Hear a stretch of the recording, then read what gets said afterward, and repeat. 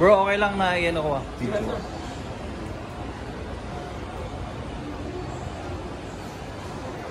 So yun guys, nakapag-avail kami ng EcoFlow.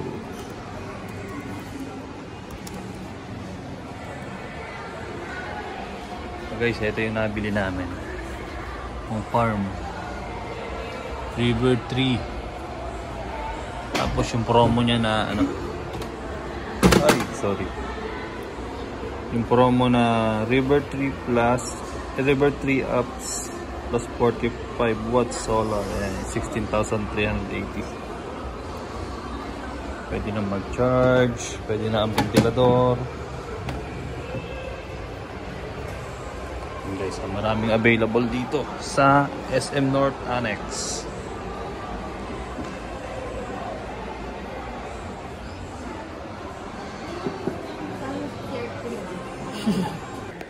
Para makita ni Gipo.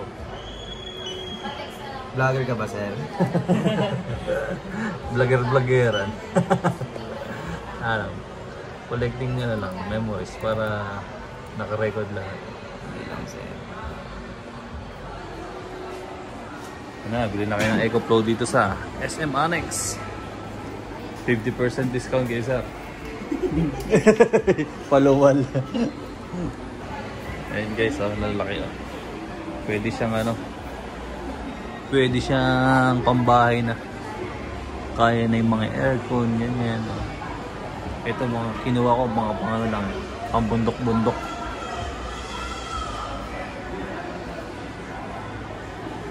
Dito yan guys sa ano, SM North Annex sa 5th floor. EcoFlow.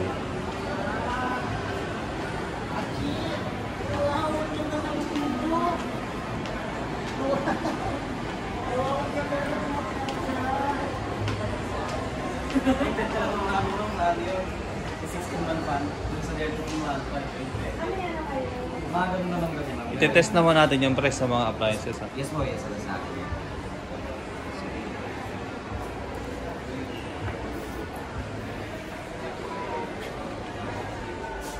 Included na may mga charger yun, ano?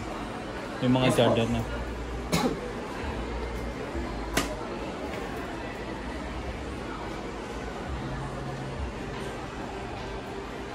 This is it pa sila.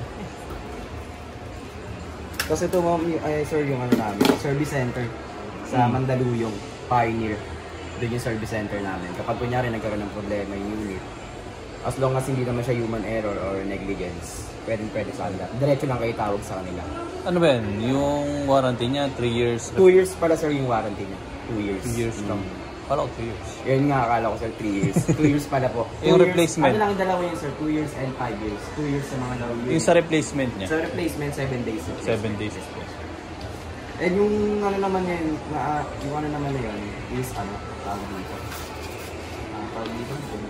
Parts and service naman po yun. Basta sa 2 years na yun, yung parts and services na yun. Covered yun. Covered yun. Halimbawa, may nasira, dito namin dadalhin, tapos kayo na magdadala sa Mandaluyong, pwede ba yun? Hindi, sir. Diretso na sa kanila. Pwede naman yun, sir, ano eh, tawag dito. Coordinate kayo sa kanila, para hindi na rin kayo ma-hassle. Palalo mo papunta sa kanila, gastos nila, tapos pabalik sa inyo, gastos na may mga ganong arrangement naman yun. Sige. Pero sa experience mo, wala pa namang wala pa namang nagbabalik? Wala pa naman, sir. Nagkakaroon lang ng problema sa firmware kasi may sa mga ano lang yan, sa mga higher unit lang. Higher unit. Kasi may dina-download yan. May application din ba yan? Sir. EcoFlow app. Pwede may panagyan doon. Okay. Bali, parang Bluetooth siya. Tapos kukulit mo na yung dito. May 10 ka lang para mas kaya. Pero kailangan mag-download ng app o kahit hindi na? Alin mo? Ng app ng EcoFlow? Mag-download ko. Kailangan talaga? Oo, sir.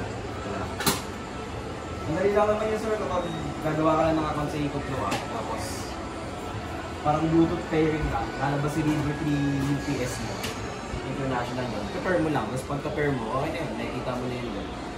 Kung monitor mo na siya kahit hindi mo siya tignan. Ay, gano'n. Ganun siya.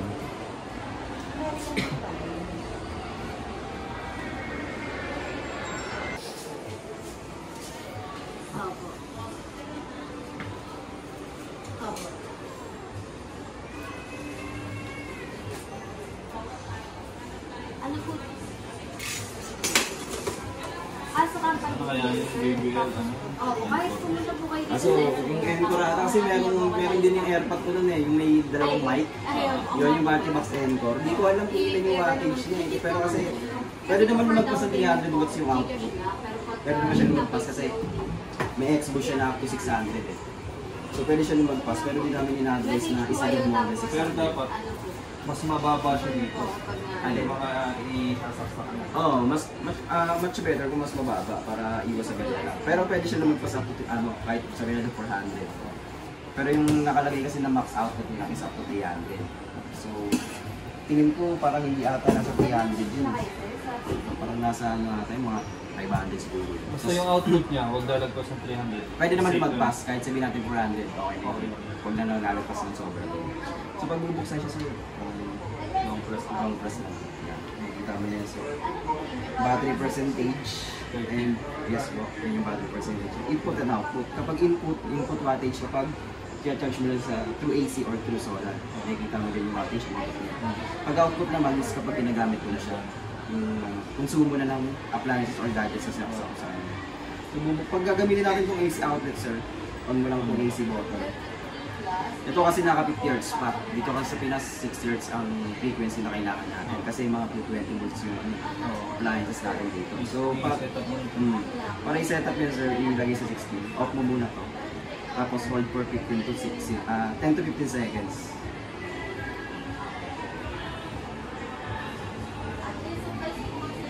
Pero may manual naman yun. Yes po, ayun po yung manual. Ayun sir, 60 Hz na.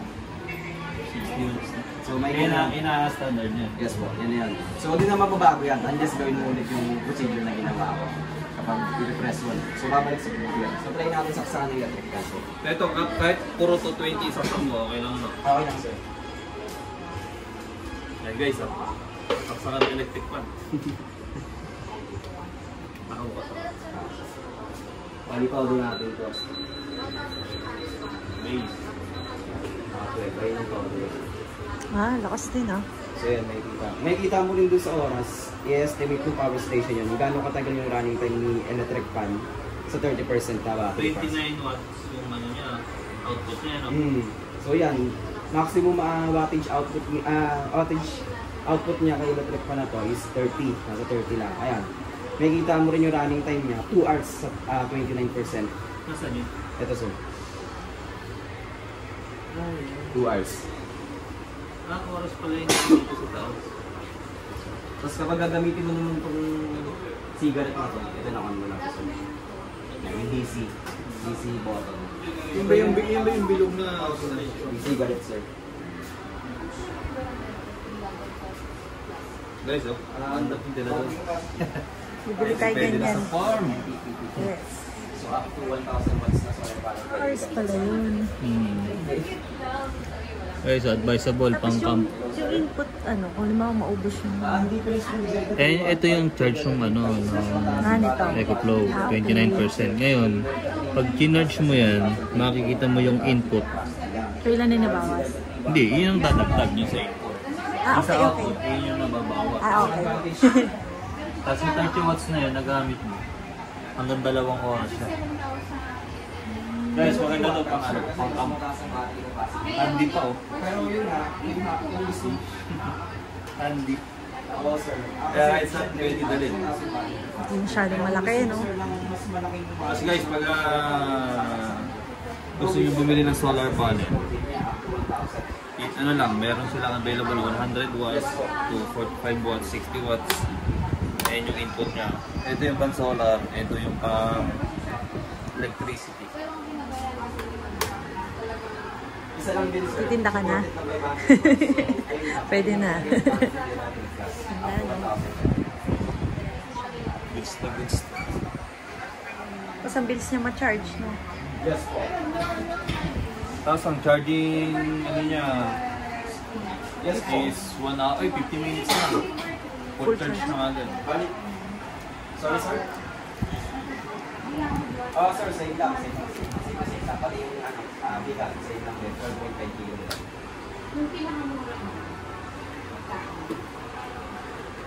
Sige sir, ito yung inclusion niya sir. May free na bag yan. Ay, wala sir. Sa iyo lang talaga yun. Bali ito nga, car charger sir. Saksak mo siya sa cigarette, tapos ito yung saksakan mo sa iyo. Paano? Ay, ito yung pansasakyan. Ito yung sasakyan sir. I-charge mo siya, gamit yung sasakyan, tumakap. So yun nga, mabagal lang din kasi 12 volts lang yung pinoproduce ng car, yung cigarette. Kasi ito sir, may dalawa siyang cable for AC charging. Isang dalawang bilog, isang merong ground.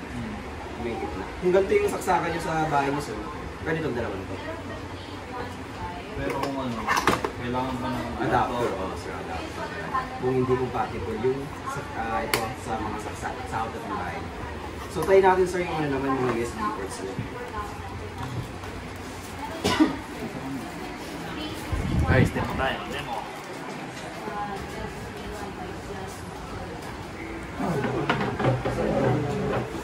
Lamig. Ang lamig ng binta na daro. May type C yung cellphone sir. Parang sa Apple. Ganyan sir. Eh, hindi ganyan. Hindi ganyan. River trip po. Liver 3. Isang peraso lang. Yes. Ang binuhat ko doon. Naka-bundle po kasi yan, may pwede extra battery. Battery yun. Yes po. Ito na yung phone ko. Try mo yung phone ko. Yes po, 12,990.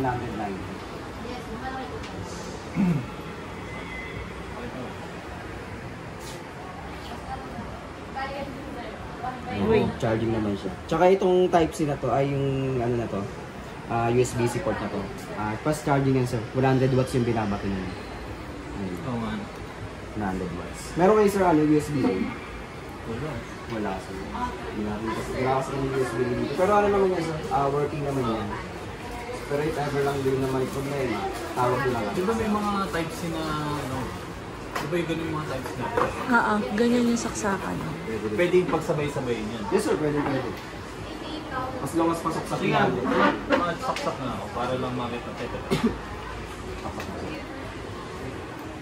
30 watts na.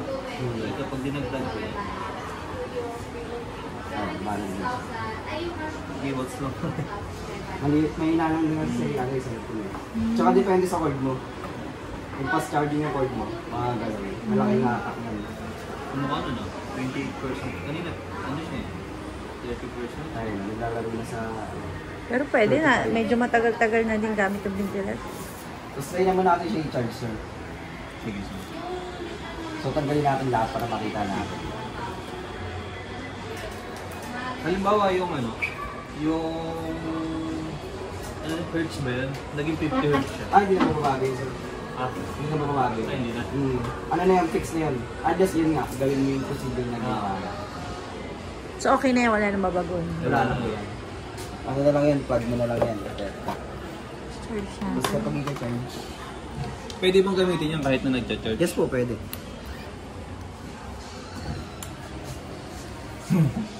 So yan, ipapakita din nung time, i-estimate din ng time, yung gaano katagal yung charging time niya. From 28 to 100. So may kita natin. 38 minutes lang. 38 minutes lang. Full charge. May color ba yan? Wala. Talagang dito ka lang dito. Yes po.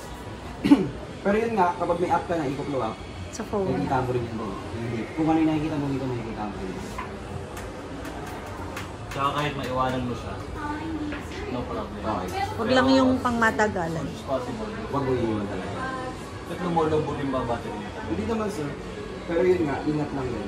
Minsan yun kasi nagkokos ng ano yung pagkasira ng battery. Pero yun, yung mga lumalawang battery, yung mga lithium ion yun. Pero ito kasi lithium ion phosphate. Mas matibay siya. Ano yung ideal niya, percentage para i-charge? At least 5% ano na natin, i-charge Charge na. na. Tapos kung if ever na matatenga siya, hindi natin siya magagamit ng weeks or months. Huwag natin siya yung full charge, mga nasa 80% na. Parang cellphone lang yun. Para hindi agad na-degrade yung battery. Oo nga. Hindi siya waterproof pa. Hindi siya waterproof. Yung mismong battery, waterproof. Pero si power station kasi ito. Open. May mga wire dyan eh. Oo. Siyempre, ano pa rin, kuryente pa rin dumadali dyan. So, bakit pa rin talaga. So, yun sir. Kapag ka solar na, dito lang ano. Yes sir, dyan lang. Hindi ba pwede yung mga solar na labels? Pwede rin yun sir, as long as pasok sa watt, ano niya, sa solar charging input niya. Ang maximum solar charging input niya is 110 watts. 110. Up to 110 watts. Yung solar panel mismo. Yes po, kaya. Tapos din po ng XT60 cable. Kasi itong saksakan na to, XT60 yan. Paano nga? Ano sir? Kung gusto ko mag-ano, Pag third party solar pans, kasi pwede rin.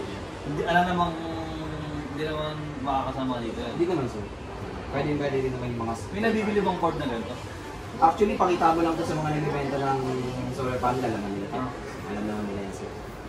Knowledgeable naman sila dyan. Yes sir, okay na lahat sir. Happy? Done deal. Happy? Happy. Done deal. So, magagawin dito sir? Sa ano? Bundok. Sa Ulbak. May hindi ka ba sir magano? Sa farm. Pag gusto namin magtrabaho sa farm. Ayun, sakto sir sa farm. Sa laptop. Ano? Tawag dito, solar panel. Bibili na kami ng picking na Dad, okay na. bakit wifi. So, balik mo natin sir. Kasi mahirap yung nasa bundok kami tapos pagka nalobat ka, wala na. Suot lang din natin. Sayang, walang bag, tsaka ventilador. Wala, sa mga matataas na yung ulit yun mo eh. Oh, may pa-ventilador dad pag mataas na yung... Kaya ang pababa. Okay na, nag-picture mo nga. Pang ano na, pang thumbnail. Baka mabagsak ka. Tama mo nga. Iko. Saan mo ito ba? Uy, Hindi ko na. yan.